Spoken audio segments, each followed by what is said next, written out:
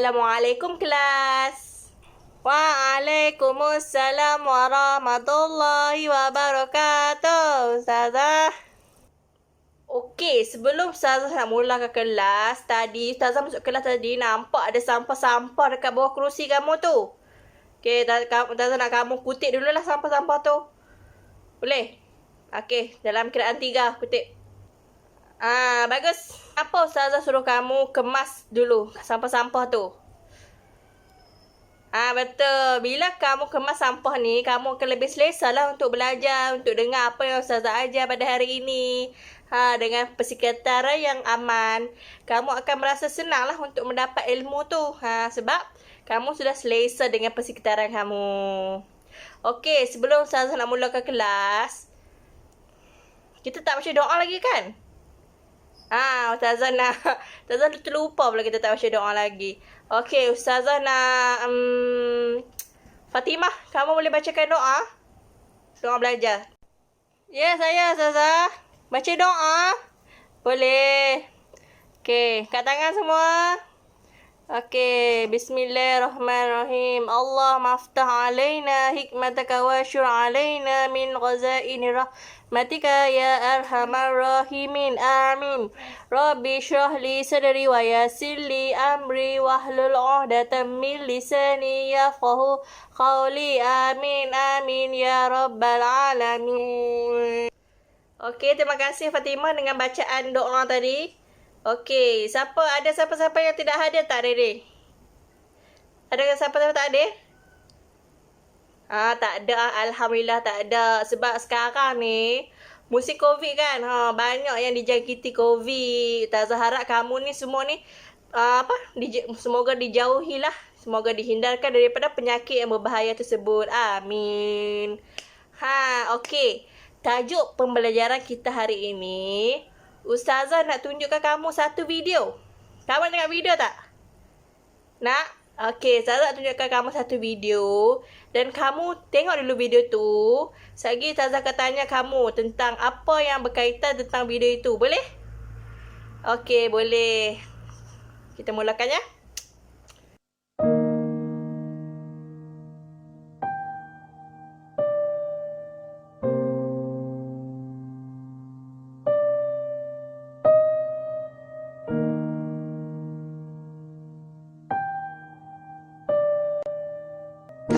Semua kau rancang akan berlaku.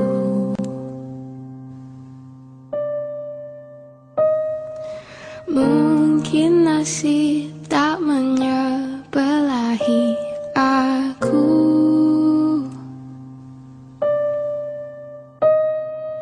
Entah mengapa engkau yang aku cinta.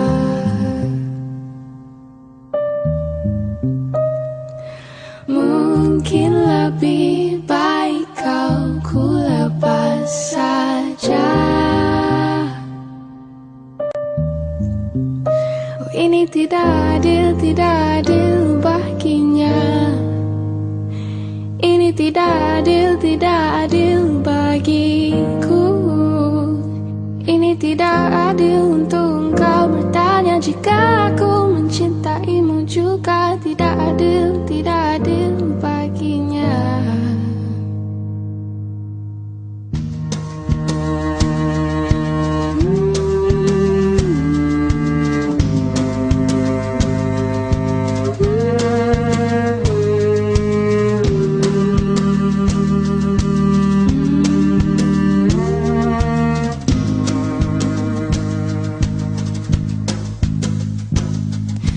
Kau tak pernah cuba memahami aku.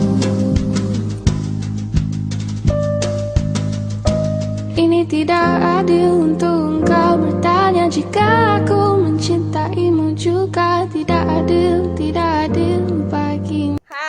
Okey. Kamu sudah lihat video yang telah Ustazah tunjukkan tadi? Okey, kalau kamu sudah lihat, Ustazah nak kamu simpulkan dan Ustazah nak kamu terangkan apa yang telah kamu fahami tentang video yang telah Ustazah tunjukkan tadi. Apa?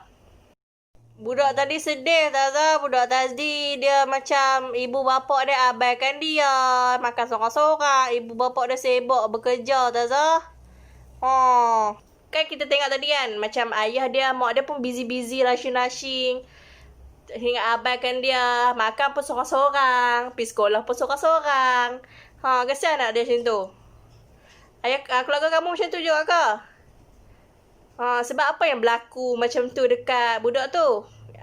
Ayah dia ayah dia sibuk, mak dia sibuk, dia pun tengok orang. Apa dia rasa bila dia pergi sekolah seorang-seorang, lepas tu dia nampak orang lain pergi sekolah, ayah dengan mak dia hantar. Apa perasaan dia? Sedih kan? Bila sedih, apa yang kamu rasa tajuk yang Tata nak ajar ini? Apa?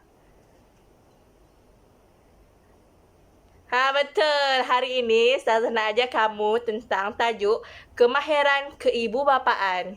Hari ini Ustazah nak ajar kamu dengan menggunakan slide PowerPoint. Ustazah harap kamu dapat memberi perhatianlah tentang slide yang Ustazah akan tunjukkan nanti. Nanti kamu catatlah isi-isi penting. Ustazah tak nak kamu buat kerja lain tau. Ustazah nak kamu fokus je dengan apa yang telah Ustazah tunjukkan kepada kamu. Boleh? Okey, boleh. Okey, kita teruskan. Yang pertama, kita pergi pada konsep keibubapaan. Okey, apa itu konsep keibubapaan? Konsep keibubapaan ni, ibu bapa ni wajib menjaga, mendidik dan menunaikan segala hak anak-anak sebagaimana ditentukan oleh Islam. Yang mana ibu bapa ni dia wajiblah menjaga, mendidik dan menunaikan segala hak. Sebab apa? Sebab anak-anak ni adalah amanah daripada Allah untuk ibu bapa ni jaga. So, ibu bapa ni dia kena jagalah dengan sebaiknya anak-anak mereka ni. So mereka ni wajib menjaga, mendidik dan menunaikan segala hak anak-anak sebagaimana ditentukan oleh Islam. Seterusnya, poin kedua, ibu bapa yang berkemahiran akan dapat membentuk anak-anak mereka menjadi soleh dan berjaya di dunia dan akhirat. Ibu bapa ni kalau dia mempunyai kemahiran tentang hal-hal untuk mendidik, menjaga dan menunaikan segala hak anak-anak ni, insya-Allah anak-anak mereka ni akan terbentuk menjadi anak yang soleh dan berjaya di dunia akhirat. Bab kata pepatah, anak-anak ini seperti kain putih. Yang mana kita sebagai ibu bapa yang akan mencorakkan, mewarnakan kain tersebut ya. Gitu. Okey, itu tanggungjawab ibu bapa lah. Kalau ibu bapa tu berkemahiran dan dia akan membawalah anak tersebut menjadi anak yang soleh, anak yang berjaya di dunia dan akhirat. Seterusnya, hasil usaha dan pengorbanan ibu bapa ni dalam membentuk peribadi anak-anak mereka ni untuk mencapai matlamat adalah bukan satu perkara yang sia-sia. Hari ini kerana apabila mereka melakukan ini, mereka akan dibalas oleh Allah melalui doa anak-anak yang soleh. Yang mana terdapat di dalam hadis yang telah mengatakan apabila kita telah mati, akan ada 3 amalan yang masih berterusan. Yang mana yang pertama adalah amalan sedekah jariah. Yang kedua ialah amalan ilmu yang bermanfaat. Dan yang keempat adalah doa anak-anak yang soleh. Yang mana apabila mati kita nanti ada 3 amalan lah yang akan jadi peneman kita lah dekat akhirat nanti. Seterusnya, hukum melaksanakan tanggungjawab. Apakah hukum? Hukum bagi kemahiran keibubapaan adalah wajib. Kenapa? Kerana ia bakal dipersoalkan di akhirat kelak. Melalui hadis yang terdapat dalam slide itu, kamu boleh tengok. An Abdullah bin Umar anna Rasulullah sallallahu alaihi wasallam ala kullukum ra'in wa kullukum mas'ulun an ra'iyatihi wa rajulu ra'in ala ahli baitihi wa huwa mas'ulun anhum wal mar'atu ra'iyatun ala baiti ba'liha wa waladihi wa hiya mas'ulatun anhum. Maksudnya daripada Abdullah bin Umar bahawa Rasulullah sallallahu alaihi wasallam bersabda, setiap seorang daripada kamu adalah pemimpin dan setiap seorang daripada kamu bertanggungjawab tentang apa yang dipimpinnya. Seorang lelaki adalah pemimpin kepada ahli keluarganya dan dia dipertanggungjawabkan ke atas mereka. Seorang wanita adalah pemimpin kepada rumah suaminya dan anak-anak dan dia dipertanggungjawabkan ke atas mereka. Riwayah Abu Daud. Tujuan Islam ni dia meletakkan hukuman wajib kepada tanggungjawab ibu bapa adalah berdasarkan surah Al-Kahfi ayat yang ke-46 yang mana al-malu wal banuna zinatul hayawati dunya yang mana harta dan anak pinak adalah perhiasan hidup di dunia supaya ibu bapa ni sedar bahawa tanggungjawab mereka ni adalah berat. Okey, yang kedua adalah supaya ibu bapa ni tidak memandang ringan terhadap tuntutan agama untuk menjaga dan mendidik anak-anak ni. Okey, yang ketiga supaya anak-anak ni tidak terabai.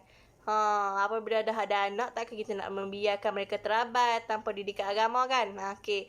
Yang keempat, supaya ibu bapa ni lebih bertanggungjawab terhadap anak-anak. Okey, seterusnya kita masuk pula kepada slide tanggungjawab ibu bapa. Okey, dari tadi kan kamu sudah dengar apa yang tersebut tadi tentang tanggungjawab ibu bapa, tanggungjawab ibu bapa, tanggungjawab ibu bapa kan? Tanya kamu lah. Tanggungjawab ke ibu bapaan ni ada berapa? Ada berapa? Siapa tahu? Jawab. Okey, berapa? 3. Salah. Berapa? 4. Salah. Lagi siapa jawab lagi? Saya. Dua. 2, betul. Tanggungjawab kebapaan ada 2. Yang mana? Okey, kita tunjuk slide seterusnya lah. Tanggungjawab kebapaan ni ada 2. Semasa mengandung dan selepas melahirkan anak. Okey, semasa mengandung ni, ibu bapa ni dia perlu mendekatkan diri kepada Allah dan menjauhi larangannya. Sebab apa? Supaya mereka tidak dihindari daripada perkara-perkara yang dilarang oleh Allah lah. Okey, yang kedua memperbanyakkan bersabar dan melazimi membaca Quran. Yang ketiga, menjaga pemakanan dan menjauhi makanan yang haram supaya anak-anak itu dilahirkan dan menjadi seorang anak yang soleh dan soleha dan tidak mempunyai perkara-perkara yang syubhah. Okey, seterusnya kita pergi pada selepas melahirkan anak. Apa tanggungjawab ibu bapa ni selepas melahirkan anak? Okey, tanggungjawab ibu bapa selepas melahirkan anak ni adalah ibu bapa ni perlu melakukan amalan-amalan sunnah. Yang mana amalan-amalan sunnah ni akan dapat pahala lah kalau kita buat. Okey, yang pertama adalah apabila bayi tu telah dilahirkan kan. Okey, ibu bapa ni dia perlu melakukan amalan sunnah seperti mentahnik, memberi nama yang baik, membuat akikah, mengazan ataupun ikhramat di telinga bayi tersebut. Itu merupakan perkara-perkara sunnah lah yang perlu dilakukan ketika selepas anak tu dilahirkan. Okey, yang kedua menjaga anak-anak supaya mengamalkan sifat mazmumah. Okey, yang ketiga menggalakkan anak-anak menjaga kesihatan tubuh badan. Yang keempat mengajar anak-anak tentang konsep persaudaraan dalam Islam. Itulah ibu bapa ni wajib mengajar anak mereka tentang 4 perkara tersebutlah. Selepas anak itu melahirkan ataupun selepas anak itu dilahirkan. Okey, seterusnya kita pergi pula kepada peranan ibu bapa dalam pendidikan anak-anak. Apa yang perlu ibu bapa ni memberi pendidikan kepada anak-anak dalam aspek apa? Siapa tahu? Apa? Akademik. Okey, betul. Lagi? Dalam aspek apa lagi? Rohani. Betul. Lagi? Intelektual. Okey. Yang kat sini Tazah akan tunjukkan kepada kamu bahawa ada 6 peranan ibu bapa ni dia perlu untuk memberi didikan kepada anak-anak mereka. Okey. Yang pertama adalah pendidikan Islam. Yang kedua adalah pendidikan moral. Yang ketiga pendidikan jasmani. Yang keempat pendidikan intelektual. Yang kelima, pendidikan rohani. Dan yang keenam, pendidikan sosial. Okey, kita pergi pada poin yang pertama iaitu pendidikan Islam. Yang mana ibu bapa ni perlu mengajar anak-anak mereka sejak kecil lagi dengan asas keimanan. Contohnya rukun iman, rukun Islam, prinsip syariah. Yang mana rukun Islam ni, ibu bapa ni dia perlu jelaskan kepada anak-anak apa betul rukun Islam. Kena mengucap 2 kalimah syahadah, menunaikan solat 5 waktu, berpuasa di bulan Ramadan. Dan semua itulah kanak-kanak ibu bapa ni perlu dedahkan kepada anak-anak sejak kecil lagi. Yang mana kamu boleh lihat slide tu ada hadis tentang didikan kepada anak-anak bermula sejak umur 7 tahun. Yang mana daripada Umru bin Syuaib, daripada ayahnya, daripada datuknya berkata, Sayyidina Rasulullah SAW, perintahlah anakmu menunaikan solat ketika berumur 7 tahun dan pukullah mereka jika mereka enggan ketika mereka berumur 10 tahun dan pisahkanlah mereka daripada tempat tidur. Okey, daripada hadis ini kita telah dapat kita simpulkanlah bahawa didikan ibu bapa kepada anak-anak ni bermula sejak mereka masih kecil lagi. Okey, seterusnya kita pergi kepada slide seterusnya iaitu pendidikan jasmani. Ibu bapa ni perlu memberi penekanan kepada pendidikan jasmani. Yang mana pendidikan jasmani ni meliputi penjagaan kesihatan tubuh badan lah, secara menyeluruh seperti menjaga pemakanan, menjaga tidur, menjaga kebersihan dan bersukan. Kenapa perlu bersukan? Supaya anak-anak tu berasa aktif, menjadi aktif lah. Pemakanan ni supaya mereka mengamalkan gaya hidup sihat, dan tidur ni supaya mereka ni tidak akan terjejas dengan emosi. Apabila mereka tidur tidak cukup kan, otak mereka ni akan merasa tidak segar lah kerana otak mereka ni tidak mendapat tidur yang cukup. Okey, seterusnya pendidikan rohani. Ibu bapa ni perlu mendidik anak-anak ni sejak kecil lagi dengan sifat-sifat yang positif. Yang macam mana sifat-sifat positif ni? Ibu bapa ni kena tanam sifat-sifat positif dalam diri anak mereka dengan berani, sabar, bertanggungjawab, jujur. Kenapa anak-anak perlu ditanamkan dengan sikap berani? Kenapa? Kalau mereka berani, mereka akan berasa lebih yakin lah. Sebab mereka ada keyakinan yang lebih tinggi dan berani untuk berhadapan dengan masyarakat. Seterusnya, pendidikan moral. Pendidikan moral ni, ibu bapa ni perlu memupuk prinsip-prinsip, akhlak dan budi luhur ke dalam diri anak-anak semenjak mereka usia mumayyiz sehinggalah mereka baligh dan hinggalah mereka dewasa. Yang mana semenjak mereka mumayyiz ni kan, mereka mumayyiz ni macam mana? Mumayyiz ni adalah mereka dapat membezakan yang mana yang baik dan yang mana yang buruk. Daripada usia mereka demikian, mereka perlu dididik dengan bercakap benar. Supaya mereka ni tidak pandai berbohong lah. Supaya mereka bercakap benar. Mereka menghormati orang tua. Apabila mereka telah dididik daripada kecil lagi, mereka akan jadi lebih yakin dan menjadi tidak kekok apabila berhadapan dengan orang-orang kerana mereka mempunyai nilai-nilai dan akhlak-akhlak yang baik. Okey, seterusnya kita pergi pada pendidikan intelektual. Pendidikan ini berkaitan dengan akal dan pemikiran. Yang mana pendidikan ini bertujuan untuk membentuk pemikiran anak-anak mereka dengan kepelbagaian ilmu. Contohnya ilmu fardu ain dan ilmu fardu kifayah. Macam mana? Ilmu fardu ain ni macam mana? Okey, fardu ain ni macam solat, membaca Al-Quran, berpuasa di bulan Ramadan. Yang mana fardu ain lah. Fardu ain ni adalah perkara yang wajib dilakukan oleh setiap umat Islam. Okey, ilmu fardu kifayah ni maksud dia kalau seorang buat, orang tak payah buat jugalah. Orang lain tak payah buat lah. Macam tu. Tapi kalau nak buat pun boleh juga. Yang mana ilmu fardu kifayah ni seperti ibu bapa ni perlu terapkan tentang matematik dan sains. Contohnya matematik. Ibu bapa perlu mengajar anak mereka tentang kira-kira. Kenapa pentingnya kira-kira ni? Supaya mereka ni dapat mengelakkan daripada ditipu lah. Contohnya dia membeli pen ke. Pen tu berharga 50 sen. Tapi peniaga tu sebut RM1.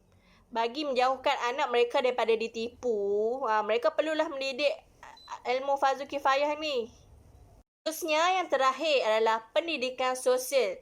Pendidikan sosial ni bertujuan untuk melahirkan anak-anak ni berakhlak mulia dan diajar dengan konsep-konsep persaudaraan sesama manusia, yang mana kita tahulah sosial ni adalah untuk berhadapan dengan masyarakat, berkomunikasi dengan masyarakat luar.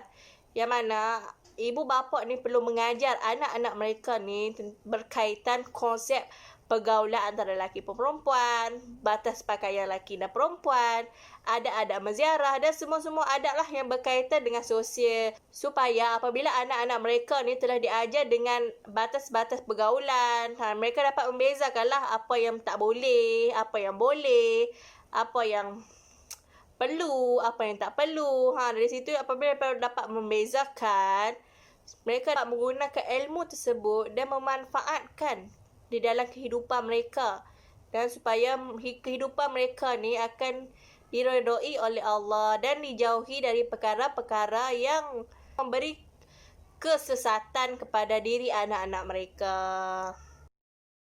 Macam mana semua? Sudah jelas dengan apa yang telah diterangkan tadi? Kalau kamu sudah jelas, Ustazah nak uji kamu lah dengan sedikit quiz. Boleh? Okey, kamu boleh pergi kepada Google Form. Ustazah telah hantar dalam grup kelas. Okey, kamu buka Google Form tersebut dan kamu jawablah Google Form tersebut. Boleh? Kita semak jawapan ya. Okey.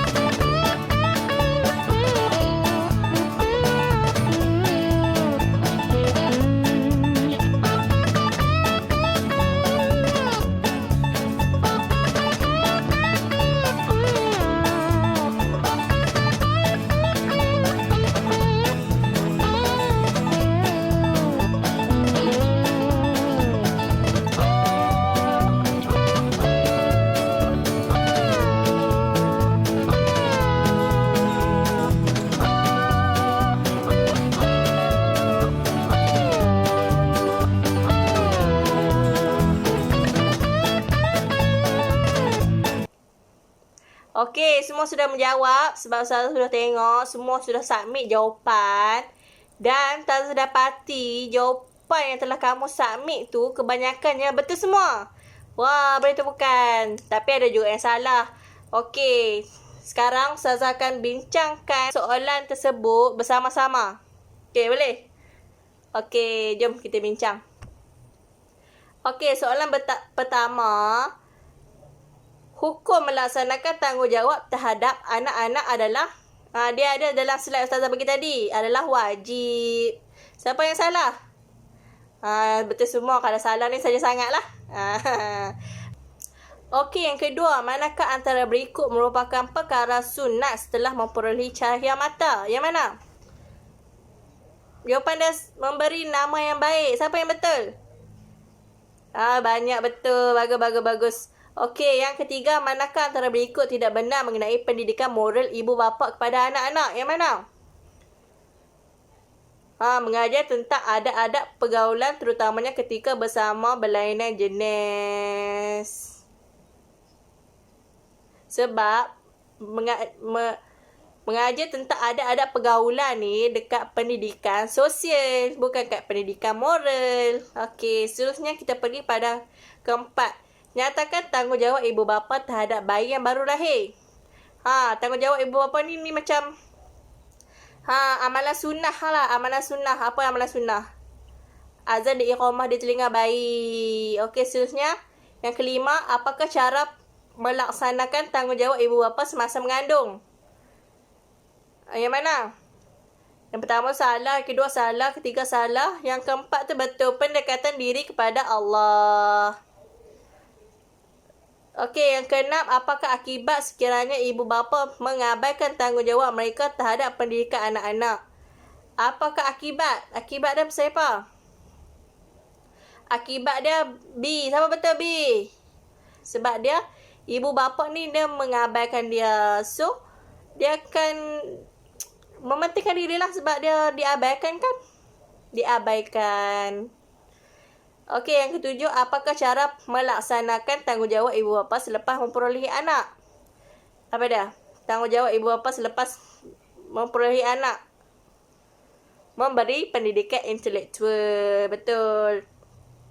Apakah tanggungjawab pendidikan yang perlu ibu bapa berikan terhadap anak-anak? Apa? Yang pendidikan ni ada 6 pendidikan yang saya sebut tadi. Pendidikan Islam. Okey, apakah kelebihan ibu bapa melaksanakan tanggungjawab keibubapaan terhadap ibu bapa? Apa kelebihan ibu bapa ni? Kalau dia melaksanakan tanggungjawab ni apa? Dia akan dapat memperolehi anak-anak yang berakhlak mulia. Okey, antara yang berikut yang manakah kelebihan melaksanakan tanggungjawab keibubapaan terhadap anak-anak? Ni kelebihan lagi apa? Membentuk anak-anak menjadi generasi yang soleh. Okey, semua yang mana betul semua kat tangan? Okey, bagus. Beri tepukan sekali lagi. Okey, daripada apa yang telah Ustazah lihat, daripada soalan kuis kamu, daripada cara kamu menjawab, Ustazah dapat simpulkanlah bahawa kamu semua ni telah fokus dan memahami apa yang telah diajarkan oleh Ustazah sebentar tadi. Oleh itu, Ustazah berharap agar kamu ni dapat mengamalkanlah apa yang Ustazah ajar kepada kamu ni, ajarkan kepada anak-anak kamu kelak. Sebab apa? Sebab kamu ni nanti lepas habis SPM nanti, kamu ni mungkin ada yang akan berkahwin, ada yang akan melanjutkan pelajaran. So, yang mana yang nak berkahwin tu mesti akan mempunyai anak kan? So, apabila mereka mempunyai anak, mereka perlulah mempunyai kemahiran. Kemahiran untuk mendidik anak mereka tu supaya menjadi anak yang soleh, solehah dan berjaya di dunia akhirat. Kerana mereka ni mempunyai kemahiran lah, mempunyai ilmu untuk mendidik menjadi seorang ibu, menjadi seorang bapa.